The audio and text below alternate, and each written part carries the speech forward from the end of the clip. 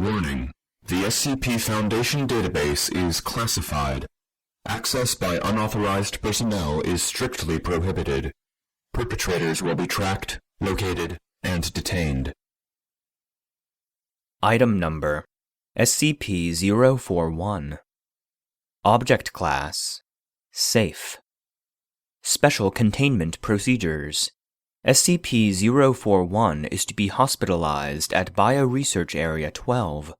Though not Cater Class, should SCP-041's abilities ever propagate beyond a reasonably containable area, the risk of SCP-sensitive information being broadcast to the public remains too great a risk and warrants area-level isolation away from the general populace. SCP personnel wanting to keep their thoughts private are advised to remain outside of a 15-meter radius from SCP-041, beyond the designated red circle on the floor. It is beneficial to the mental health of SCP-041 to have a sitter in the room who watches television and concentrates on its programming. This allows SCP-041 to effectively watch television through the mind of someone else. The optimal sitter is a Class D personnel with below-average intelligence whose mind does not wander or have more than one train of thought at a time. Though not mind control, SCP-041 has used its abilities to coerce sitters into watching programming that they don't themselves enjoy. SCP-041's tastes vary between gore and slasher films, having even expressed interest in snuff, and children's programming.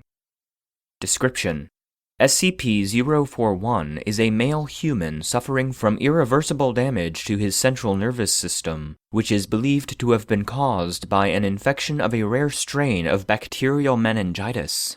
Although antibiotics were successful in clearing the infection, the membranes surrounding his brain and spinal cord had reacted to the infection by severing many neurons connecting the central nervous system to the rest of the body.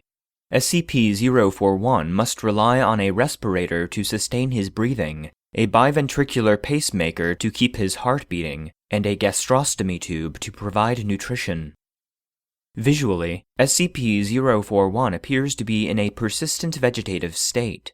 However, observers in the presence of SCP-041 begin to realize that their thoughts, along with everyone else's in about a 10-meter radius from SCP-041, are broadcast in a semi-audible fashion. Aside from being the source, SCP-041 is also capable of broadcasting his own thoughts to those present. Anyone forming an idea using words will have those thoughts unwillingly transmitted to others in this range as mind-audible speech, which cannot be recorded by any known equipment. Correction: see Addendum 01. Mind-audible speech may be heard using whatever voice a subject chooses to think with.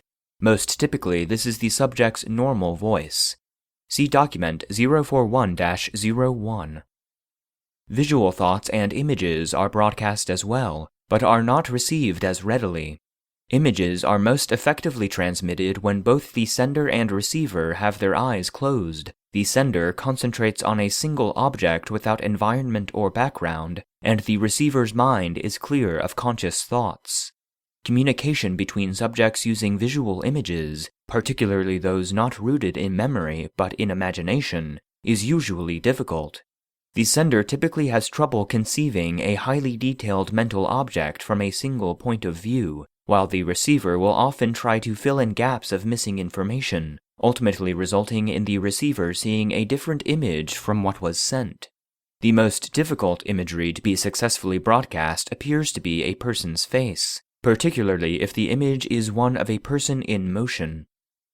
Although able to transmit his thoughts to others, SCP-041 is not very talkative. Attempts to persuade SCP-041 to divulge any information about his abilities have been so far fruitless. SCP-041 is typically silent and normally will not respond to any direct attempts at communication. However, SCP-041 appears to have a sense of humor, as he interjects occasional comments into conversations of others. Addendum 01. While researchers redacted. was taking voice notes using a digital audio recorder, a fellow researcher was changing the television in SCP-041's room. While the television was on a channel of static, disembodied voices could be heard filtered through the white noise. Attempts to record mind-audible speech with white noise generators and sound recording equipment have begun to yield modest results, though most audio is garbled, and recorded sounds may or may not be voices, and are widely left toward individual interpretations. Addendum 02. It has come to my attention that several personnel have used SCP-041 as an ad hoc she likes me not detector. This is one of the most appalling things I've ever heard.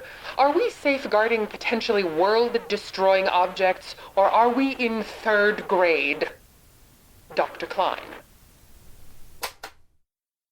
Document 041-01.